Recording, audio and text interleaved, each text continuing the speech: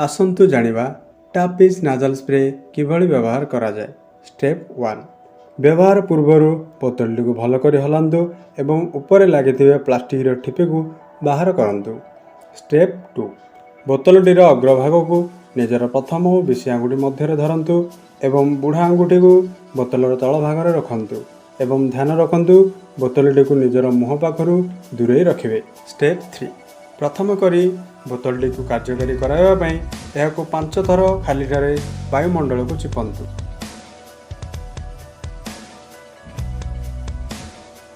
Step 4 औषध नेबा आगरु नाक दुई पुड़ा को भल भाव कपड़े सफा करंतु। स्टेप 5 आंगुली जोगे नाकर गोटे पुड़ा को बंद करी अन्य पुड़े बोतलर अग्रभाग को पाखापाखि 1 सेंटीमीटर पर्यंत सामान्य तेरछा करी भीतर को पुरांतु जेमितिकी नाकर गह्वर एवं शिशिर अग्रभाग एक समांतराल रेखारी रहिबो। स्टेप 6 एहापरे बोतलटी को थरे मात्र चिपंतु और औषध को भीतर को जीवा दिंतु।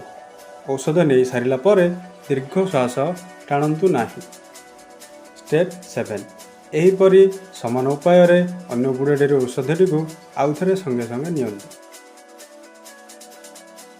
स्टेप 8 व्यवहार परे बोतलर अग्रभाग को एक सफा कना द्वारा पोछि टिपी बंद करंतु।